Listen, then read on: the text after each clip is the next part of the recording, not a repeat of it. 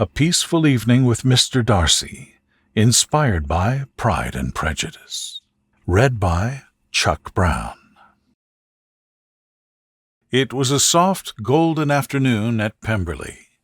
The sun hung low in the sky, casting a gentle amber hue over the rolling hills and manicured gardens.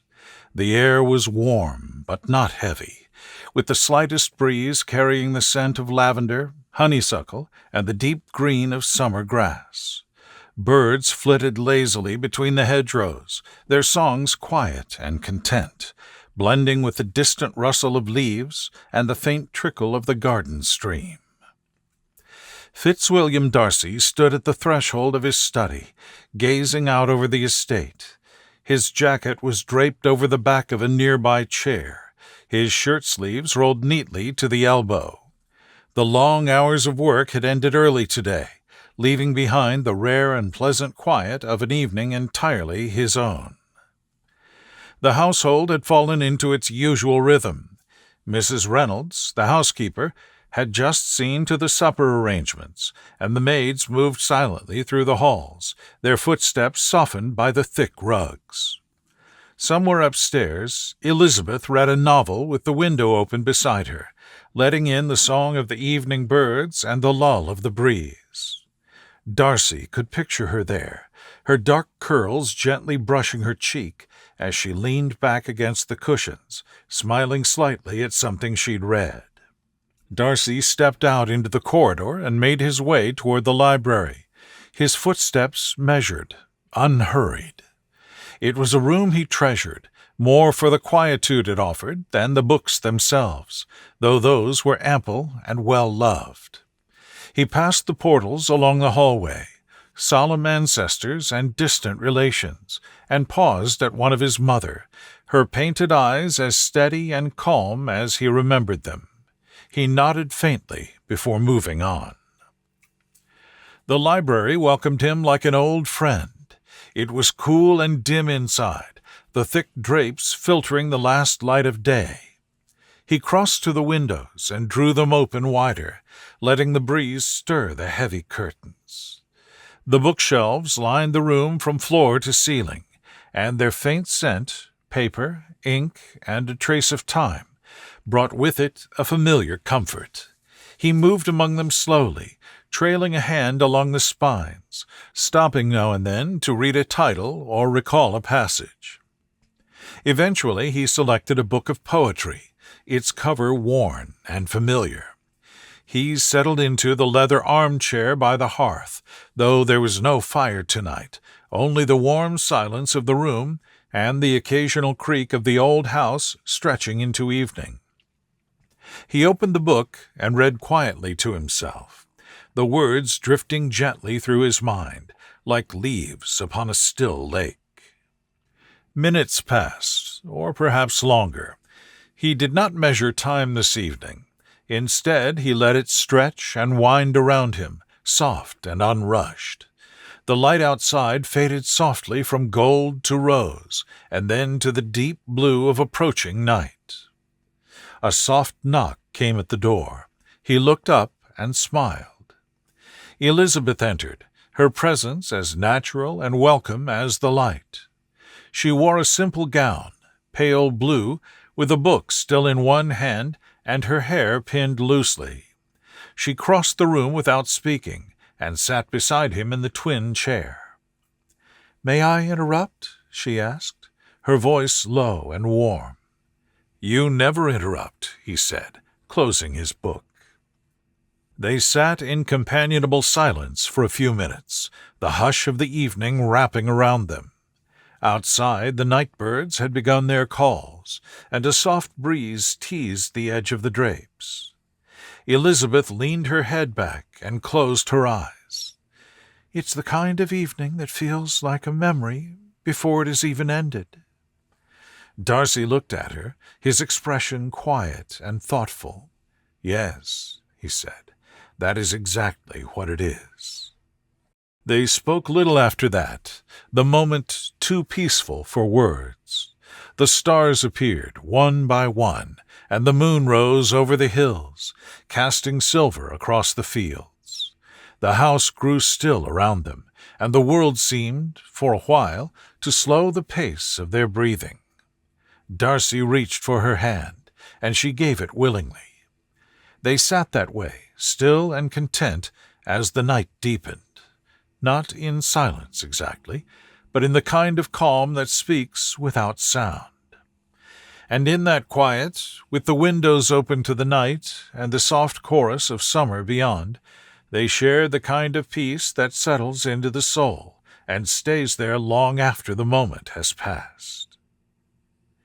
Darcy stirred only when the hour had grown late enough that the shadows in the room no longer shifted, and the glow from the moon had fully taken hold. Elizabeth's hand still rested in his, warm and relaxed, her fingers lightly curled. Her book lay forgotten on the table beside her, and though her eyes were open, she wore the look of someone far away in thought, not anxious or distracted, but simply adrift in the quiet comfort of the evening.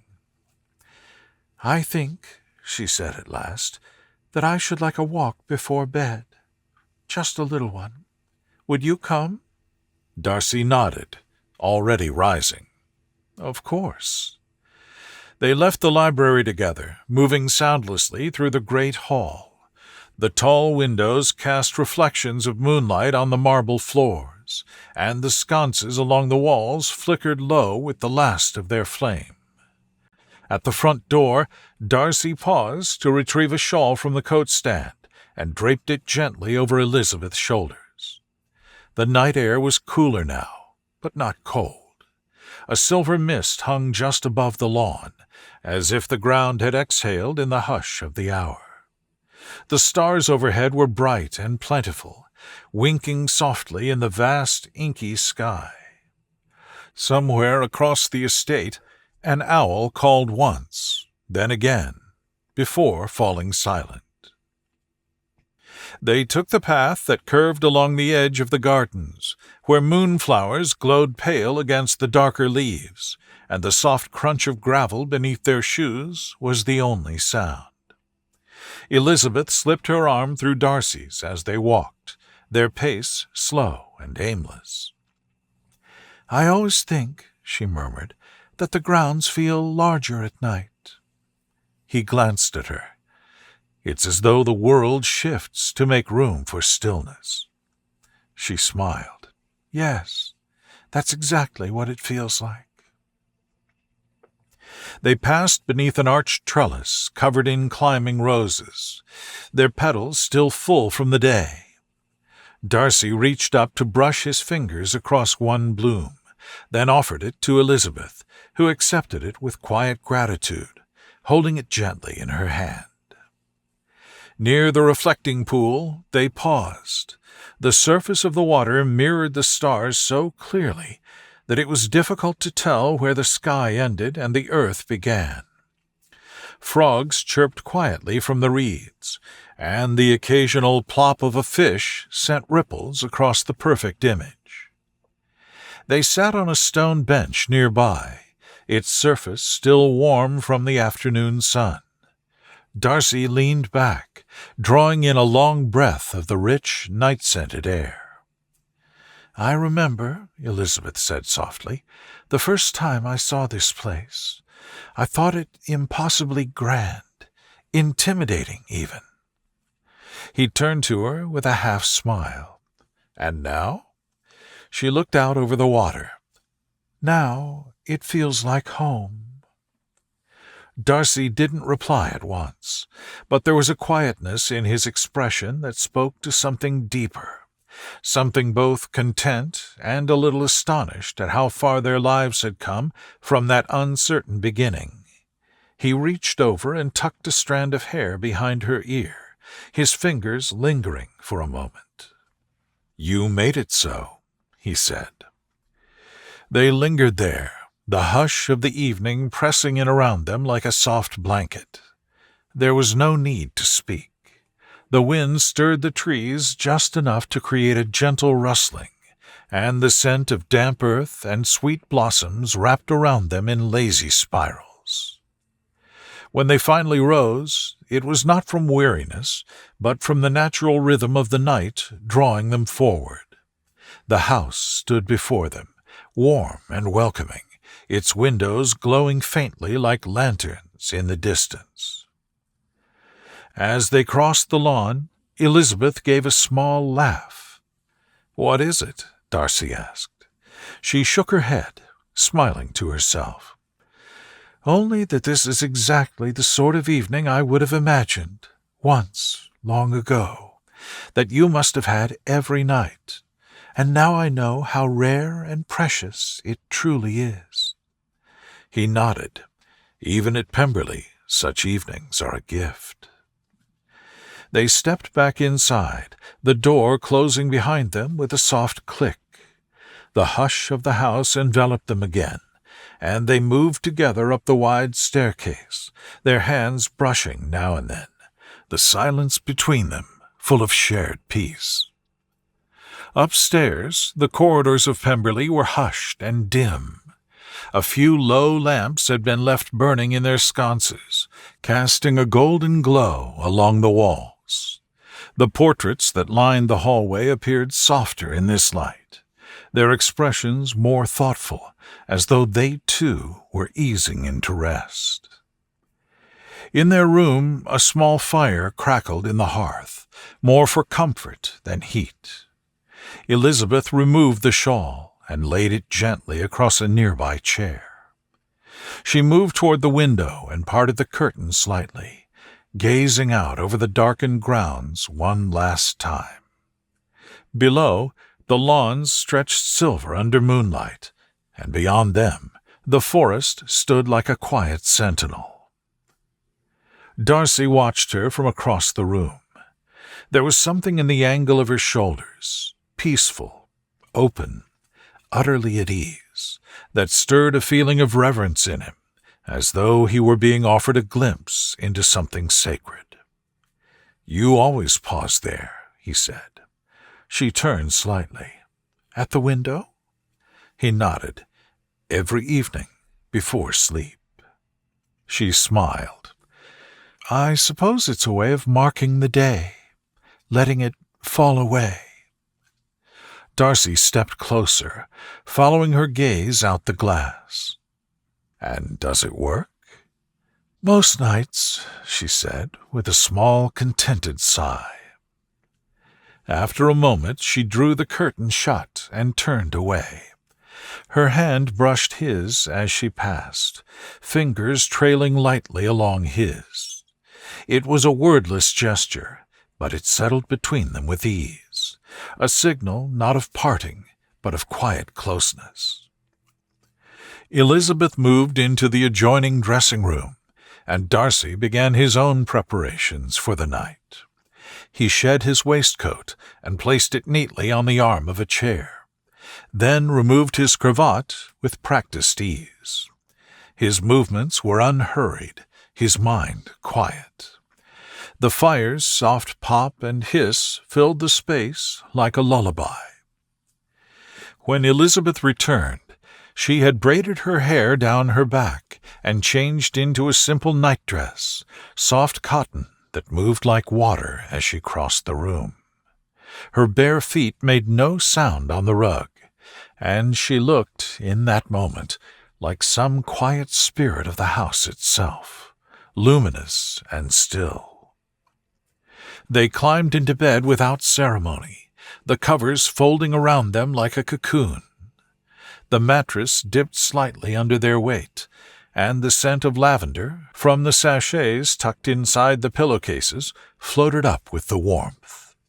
For a time, neither of them spoke. The silence was companionable, woven through with the deep stillness of the house. Somewhere in the distance, a door closed with a soft thud. Outside, the wind shifted gently through the trees. "Do you remember," Elizabeth said at last, "that night just after we were married? The one where the storm rolled in so suddenly?" Darcy chuckled softly. "When the power went out and all the candles in the drawing-room went out at once?" and you tried to find your way through the dark to fetch more, but tripped over your own boots." He smiled into the darkness. "I was trying to be gallant." "You were," she agreed, "but I think you bruised your knee more than your pride." He gave a contented sigh. "It was the first time I realized how much laughter there would be in this house." Elizabeth nestled closer to him, resting her head on his shoulder. "I think it had waited a long time for it." Darcy reached over and gently extinguished the bedside lamp, plunging the room into a soft darkness broken only by the faint flicker of firelight. The warmth of the blankets, the scent of lavender, and the steady rhythm of breath created a lull, as if the world itself had decided to exhale. There were no more words between them, only the stillness of two people deeply at ease, held not just by sleepiness, but by the quiet knowledge that all was well. The fire hissed again, then settled. Outside, the stars held their place. And slowly, gently, the house slept. Darcy drifted awake in the middle of the night, not fully, but just enough to know he was not yet asleep. The room was wrapped in darkness now, the fire having faded to faint embers. The cool air kissed his cheek, but beneath the heavy covers all was warm and close. Beside him, Elizabeth had shifted slightly in her sleep. Her breathing was steady and slow, the rhythm of someone lost deep in dream. He listened to it for a while, not needing to think, not needing to move. The sound was more comforting than any word or song. It was the sound of home. He turned just slightly and gazed toward the ceiling, barely visible above. The ornate molding at the corners blurred into shadow. Somewhere in the night, an owl called out, low and lonely. It came again a few seconds later, then fell silent, as if the creature, too, had decided there was nothing urgent left to say. Darcy closed his eyes again and allowed his thoughts to wander, not in any hurried or structured fashion, but the way thoughts do when one is deeply tired and safe. He thought of the library, with its sun-warmed window seats, and the way Elizabeth sometimes read aloud to him from novels or newspapers, stopping now and again to laugh or comment. He thought of Georgiana's most recent visit, her musical talent filling the drawing-room with gentle piano pieces, the notes bright and clear as falling snow. And he thought of the gardens, how they would look in the morning dew, how the roses along the south wall were beginning to stretch upward with the summer sun. These thoughts came and went like petals floating on water.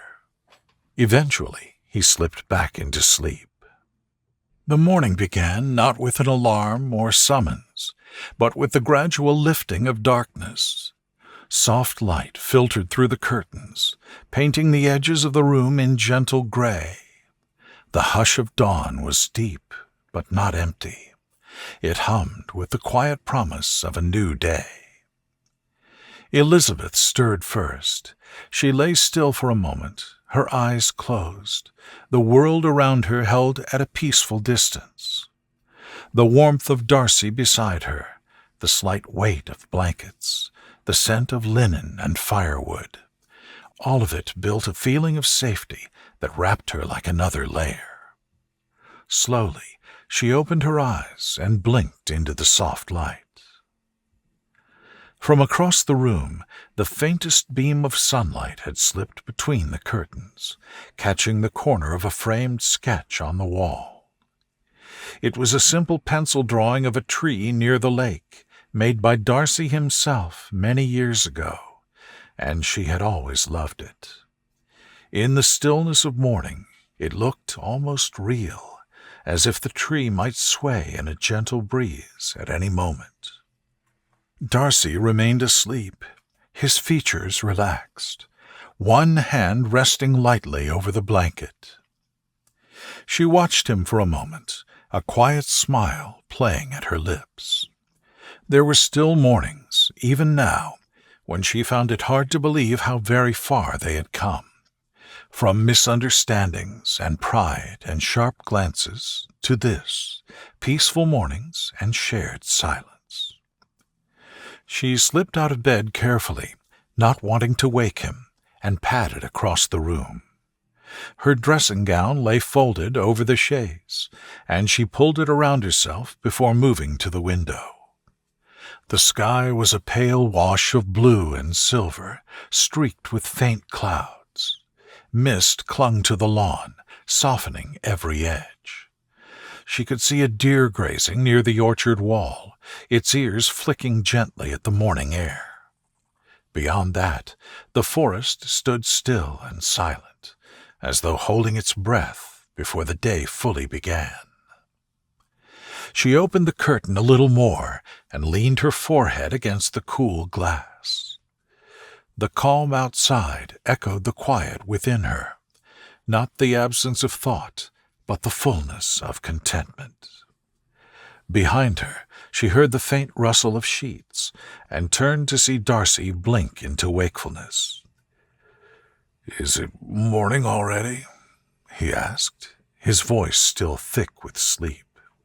"It is," she said softly, "but only just." He smiled and pushed himself up slightly, propped on one elbow. "And you've already made friends with the dawn." "I only wanted to see it," she said. "It's a beautiful one." Darcy swung his legs over the side of the bed, rubbing the back of his neck. "I suppose we could walk before breakfast, if we're quiet enough not to wake the house." Elizabeth's smile widened. "I was hoping you'd say that."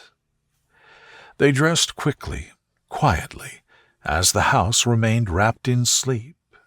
Downstairs, the great rooms were still dim, the marble floors cool beneath their slippers. No servants bustled yet, and no bells had rung. It was their favorite time, when Pemberly belonged only to them. Outside, the morning air wrapped around them like silk. It smelled of grass, damp stone, and the faint sweetness of honeysuckle still clinging to the garden arches. They walked slowly, without purpose, following the gravel path that curved through the rose garden and down toward the lake. A light breeze rippled the surface of the water, and the reflection of the sky shimmered like glass under a curtain of lace. Neither of them spoke much. There was no need. Their silence was full, not empty.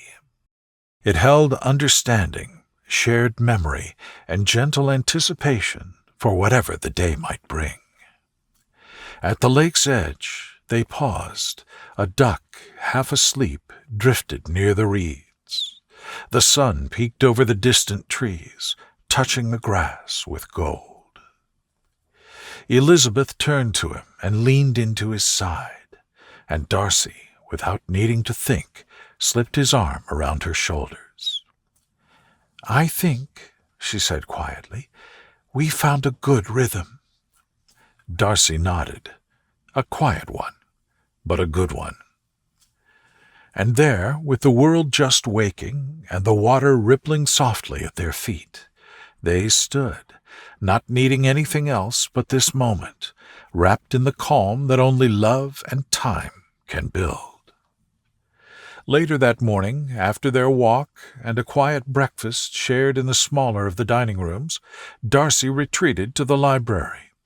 The large room was already warming in the sunlight that poured through the high windows, dappling the floor and shelves with golden light. He carried a leather-bound volume under his arm, something he had been meaning to revisit, a book of natural philosophy that Elizabeth had once found dull but endearing. He lowered himself into his favorite armchair, the one with the worn arms and familiar creak, and let the book rest open on his lap.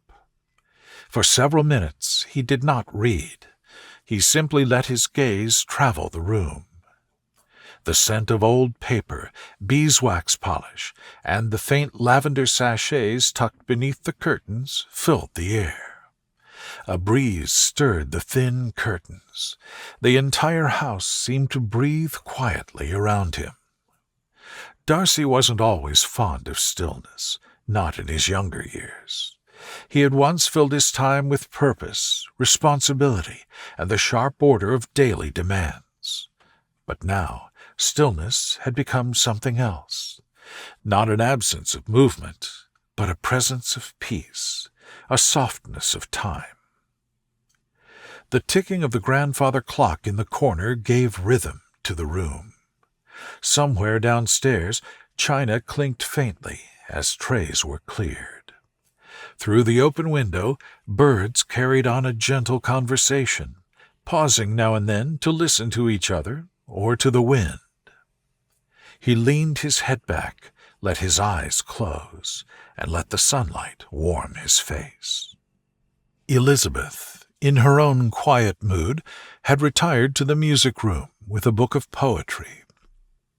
She didn't plan to play the piano just yet, though the open lid and clean ivory keys called to her gently.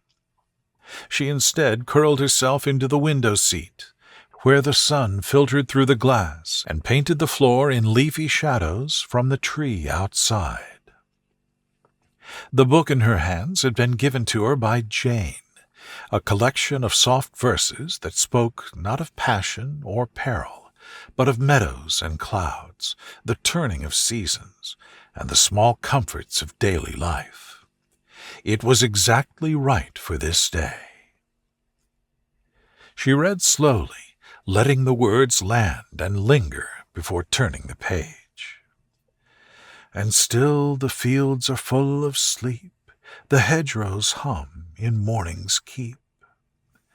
She smiled faintly at the lines. There were times when poetry said everything without needing to say much at all. Her thoughts wandered, not restlessly, but in drifting circles, like leaves caught in an eddy. She thought of the letter she would write to Jane later in the week, of Georgiana's upcoming visit, of how the kitchen garden had already begun to produce late summer squash, and how Mrs. Reynolds would be so pleased with the harvest. She set the book down beside her, drew her knees up into the folds of her dress, and leaned her head back against the window frame. Through the glass, the garden bloomed. Sunlight filtered through the trellis, catching in the petals of pale pink climbing roses. Bees hovered and moved without hurry. A cat dozed beneath a low bench, curled and content. She sighed, not from weariness, but from fullness, the kind of exhale that comes when there is no more to wish for in a given moment. As afternoon turned toward evening, the day softened further. A gentle rain began, not sudden or loud, but slow and steady. It tapped the windows with polite fingers, threading through the air like a lullaby. The house settled around it, sighing with each drop. Darcy and Elizabeth, now together again, sat in the drawing-room with no particular plan. He was on the settee, a journal open in his lap, though the pen had been still for some time. She sat cross-legged on the carpeted floor before the hearth, sorting through a small box of old letters they'd uncovered earlier in the attic. Family correspondence from decades ago, some written in the looping, elegant hand of Darcy's mother. Elizabeth unfolded one and read aloud a small passage. "Your father spent the morning mending the rose trellis again. I've told him it will outlive us all if he insists on treating it like a cathedral." She looked up and smiled. She had quite the wit. Darcy chuckled. He always said she made him laugh when no one else could. Elizabeth set the letter aside gently, as though returning a treasured item to a shelf. "I like knowing that laughter was always part of this house." He nodded and looked toward the window. The rain caught the light like a curtain of tiny glass beads, each one adding its voice to the quiet song of evening. They stayed like that for a long while, the letters, the rain, the golden hush between them. When the candlelight deepened and the lamps were lit, Darcy finally spoke.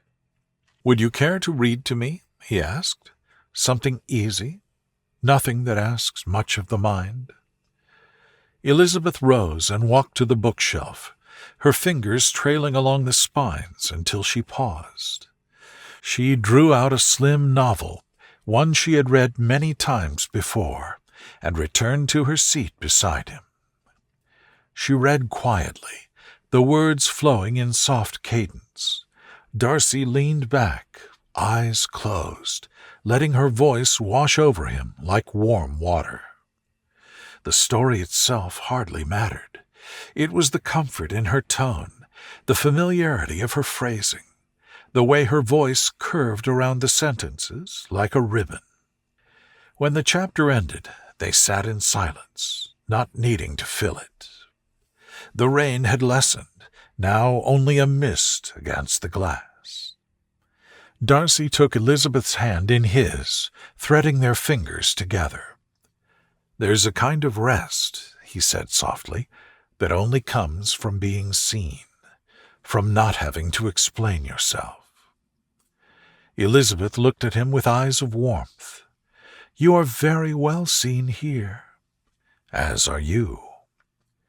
And with that, they sat in the final hush of evening, letting the quiet settle around them like a well-worn cloak. After a light supper, served in the smaller dining room where candlelight flickered in the glass and silver, Darcy and Elizabeth took a turn about the east hallway. It was a habit they'd fallen into on evenings when the weather did not permit their usual stroll in the garden. The long corridor was lined with tall windows and paintings, and the polished wood floor creaked pleasantly beneath their steps. They moved slowly, not from tiredness, but from a mutual sense that the day need not be hurried to its end. Outside, the rain had stopped. A fine mist lingered, rising from the hedgerows and meadows like breath from the earth. The moon had risen, casting a pearly sheen over the damp landscape. Beyond the windows, the garden paths glistened faintly, and the stillness of the grounds was complete.